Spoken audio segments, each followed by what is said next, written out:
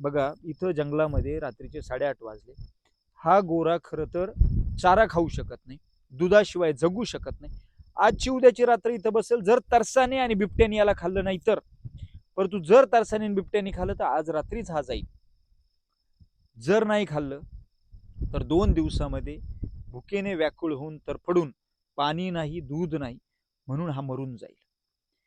नमस्कार, मी संदीप दराडे बोला पुढारीमध्ये आपलं अगदी मनपूर्वक स्वागत करतो. मागील काही दिवसांपासून महाराष्ट्रभरात एक महत्त्वाचा विषय चर्चेत आला आणि बोला पुढारीच्या माध्यमातून अगदी स्पष्ट अशी भूमिका मांडण्याचं काम मागील काही व्हिडिओमध्ये आपण केलं. तो विषय म्हणजे जर्सी गायांचे गोरे.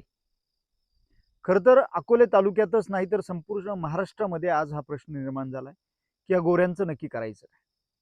खरं तर एक हिंदू म्हणून किंवा एक माणुसकी म्हणून मनाला अतिशय वेदना होतात. ते शेतकऱ्याचा मुलगा म्हणून आम्हालाही वेदना होतात की हे निष्पाप जीव असतात, अत्यंत छोटेसे गोरे असतात, अत्यंत सुंदर दिसतात आणि त्यांचं नक्की शेतकऱ्यांनी आता करायचं काय असा प्रश्न निर्माण झाला. मी आता रात्रीचे वाजले जवळपास 8:30 आणि आता आलोय सावरगावच्या जंगलामध्ये, डोंगरामध्ये. इथे माझे मित्र आहे गणेशजी पवार की ज्यांनी मला फोन केला आणि सांगितलं की भाऊ इथे अनेक गोरे रोज सोडण्याचं काम होतंय. शेकडो गोरं आम्ही बघतोय. दिवसा किंवा रात्रीचे आणून सोडतात आणि दुसऱ्या दिवशी त्यातले काही प्राण्यांनी खाल्ले असतात अर्धवट, काही डोंगरात फिरत असतात. मी अशा ठिकाणी आलोय, आपण बघूया आणि त्यानंतर बाकी सविस्तर गोष्टी बोलूया. पण पहिला हा गोरा आपण बघूया. माझ्या मागे अक्षय ये, आपण इथं या जंगलातनं चालत जाऊ, इकडने या बाजूने इकडे जाऊया आणि आपण बघूया नक्की काय परिस्थिती. आता हा का छोटा गोरा आहे माझ्या इथं डोंगरामध्ये आहे का छान आणि छोटासा. म्हणजे आता ह्या गोऱ्याला दुधाशिवाय काही पर्याय नाहीये. म्हणजे याला जर व्हायचं असेल तर दूधच पाजावं लागेल. हा चारा खाऊ शकत नाही. इथं डोंगरामध्ये आता हा उभा होता, बसलेला होता आणि इतक्या छोट्याशा जीवाला डोंगरात आणून कुठल्या तरी शेतकऱ्यांनी सोडलं. याच्यामध्ये शेतकऱ्याची चूक असंही मी बोलणार नाही, कारण शेवटी या प्राण्याला, या जनावराला खरं तर जगवणं अत्यंत अवघड आहे. बघा माझ्या पाठीमागे इतका सुंदर असा हा गोरा आहे. याला मला तर व्यक्तिगत वाटतंय माझ्याच घरी माझ्या गोठ्यात घेऊन जावं. परंतु आज प्रश्न असा निर्माण झाला की शेकडो आहेत, एक दोन नाही तर शेकडो आहेत. कोणत्या कोणत्या गोऱ्याला आपण घेऊन जाणार आणि कुणा कुणाला सांभाळणार याच्यावर शासनाने योग्य निर्णय घेणं गरजेचं आहे. ही बाब अत्यंत खरी आहे की शेतकऱ्यांनी यांना सांभाळलं पाहिजे किंवा शेतकरी निर्दयी झाला या अशा पद्धतीच्या काही गोष्टी बोलल्या जातात. परंतु सांभाळणं अवघड आहे. गोऱ्याला जगवायचं म्हणजे रोज 2-5 लिटर दूध पाजावं लागतं आणि त्याच्यानंतर महिनाभर पाजावं लागतं आणि त्यानंतर तो चारा खायला चालू करतो. परंतु तोपर्यंत तो काही चारा खात नाही. अशी सगळी काही परिस्थिती खरं तर आहे.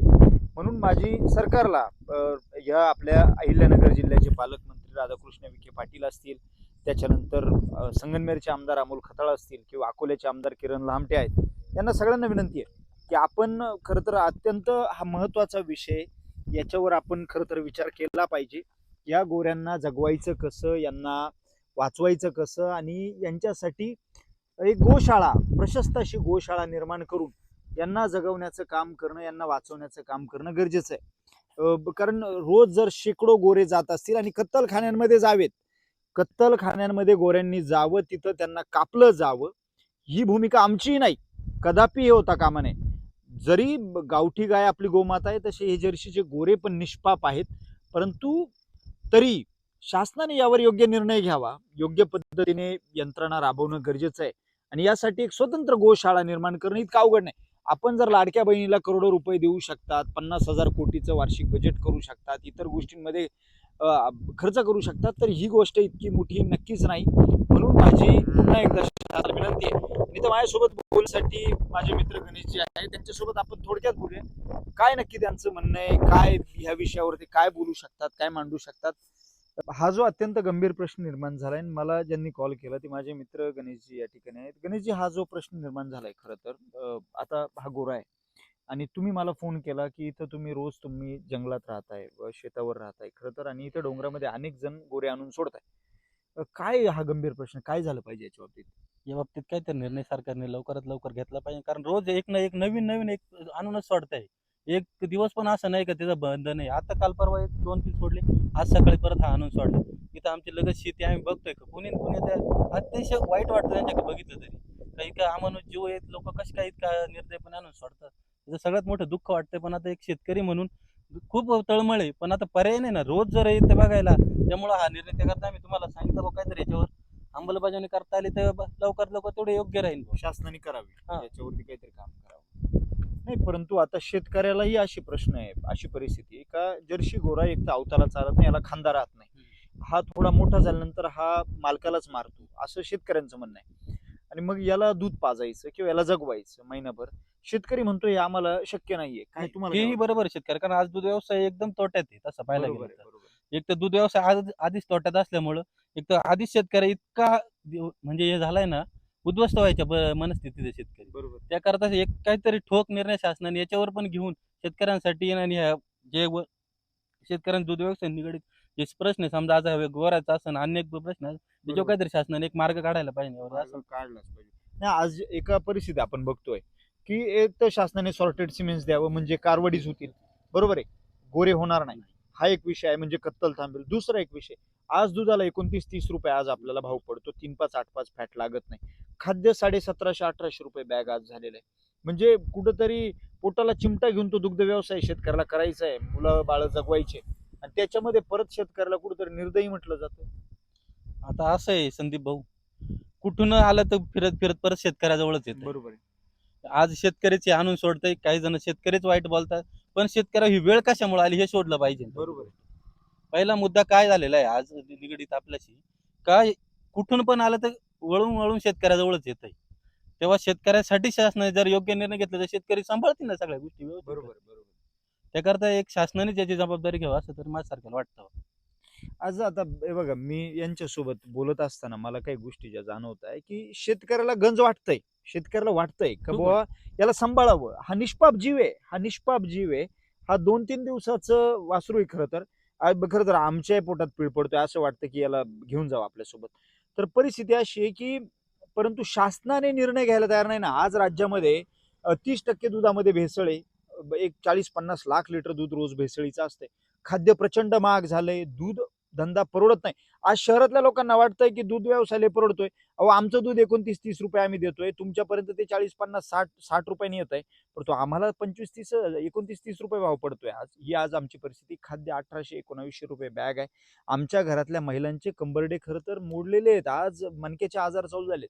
ही सगळी परिस्थिती असताना ह्या गोऱ्यांची विल्हेवाट लावणं, यांना चांगलं आयुष्य देणं, यांची सांभाळण्याची व्यवस्था खरं तर शासनाने करावी, हा एक पर्याय. सेकंड ऑप्शन असा आहे तुमच्याजवळ.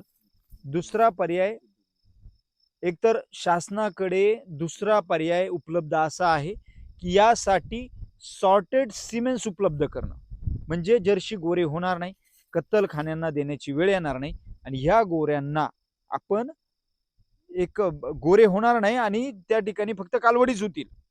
मग जर कालवडी झाल्या तर कत्तलखान्याला देण्याचा संबंध कुठे निर्माणच होत नाही. म्हणून कत्तलखाने चालवणे किंवा आपल्या कुठेतरी हिंदुत्वाच्या भावना दुखावणे हा विषय येणार नाही. परंतु आज बघा, इथं जंगलामध्ये रात्रीचे 8:30 वाजले. हा गोरा खरं तर चारा खाऊ शकत नाही, दुधाशिवाय जगू शकत नाही. आजची उद्याची रात्र इथं बसेल, जर तरसाने आणि बिबट्याने याला खाल्लं नाही तर. परंतु जर तरसाने आणि बिबट्याने खाल्लं तर आज रात्रीच हा जाईल.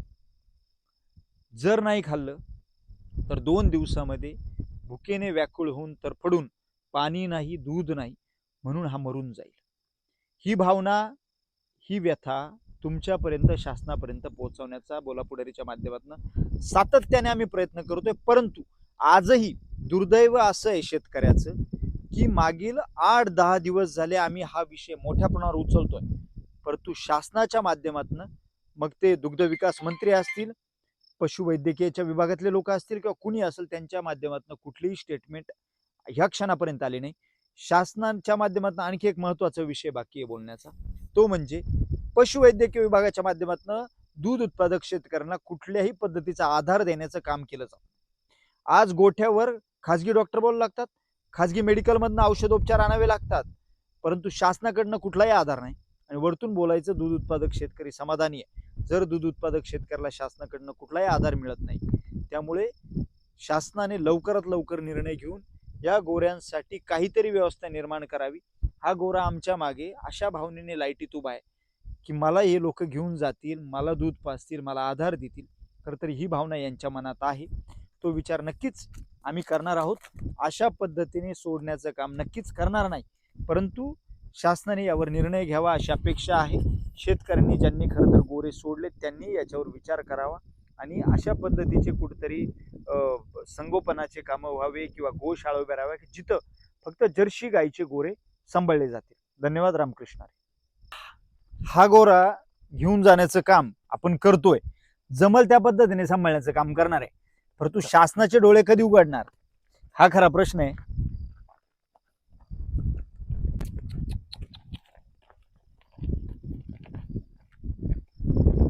याला करू मोठा, आपण याला सांभाळू.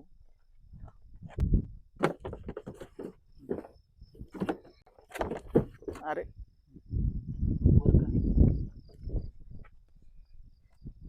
असं काय अडचण नाही. बस बस बस. बोला पुढारीच्या माध्यमातून जर्सी गोऱ्यांच्या बाबत सातत्याने बोललं जात असताना आज इथे भालदुरीच्या डोंगरामध्ये सावरगावला माझे मित्र गणेश पवार यांनी मला बोलवलं. इथे रोज अनेक गोरे सोडले जातात असं त्यांनी मला सांगितलं. इथं त्यांनी संध्याकाळी बघितलं 5-6 गोरे होते, परंतु आल्यानंतर इथं बाकीचे गोरे कुठे गेले माहित नाही. परंतु एक गोरा आम्हाला इथं जंगलामध्ये भेटला, त्याला सोबत घेतलंय आता त्या गोऱ्याला. खरं तर आम्हाला बोलताना माझे मित्र असतील, मी असेल, आम्ही सगळेजण असतील, आमचे व्हिडिओग्राफर अक्षय उगले असतील, आम्हाला अत्यंत वेदना झाल्या आणि तो विषय सातत्याने बोलतोय. पण ह्या बारीक जीवाला बघितल्यानंतर जेव्हा मनाला अत्यंत वेदना झाल्या, त्याला सोबत घेतलाय. आता जाऊया, दूध जे आमच्याकडे आहे घरी उपलब्ध त्यातनं ते दूध पाजू, चारा देऊ, 21 दिवस सांभाळू, त्याला जगवण्याचं काम करू. एक वासरू सांभाळण्याचं काम नक्कीच आम्ही करू शकतो बोलापुढारीच्या माध्यमातून. परंतु बाकी जे रोज वासरं सोडले जात आहे त्यांचे निष्पाप जीव जात आहे डोंगरामध्ये. एक तर प्राणी अर्धवट खातात किंवा ते भुकेने व्याकुळ होऊन तहान भुकेमुळे मरून जातात. ही परिस्थिती खरं तर निर्माण झाली. माझी अगदी कळकळीची हात जोडून विनंती शासनाला, तुम्ही अंत बघू नका, शेतकऱ्यांचाही बघू नका आणि ह्या वासरांचाही अंत बघू नका. जर तुमच्याकडं थोड्या जरी भावना शिल्लक असतील, थोड्याशा, पुन्हा एकदा सांगतो, पालकमंत्री राधाकृष्ण विखे पाटील, संगमनेरचे आमदार अमोल खताळ आणि अकोल्याचे आमदार किरण लामटे यांना विनंती, हा विषय तुम्ही ताकदीने उचला. या विषयावर काहीतरी तुम्ही पर्याय काढा. शासनाकडे काही पर्याय शिल्लक आहेत, त्यामध्ये सॉर्टेड सिमेंट्स देणं आणि दुसरा पर्याय मोठ्या गोशाळा उभ्या करणं. धन्यवाद. रामकृष्ण.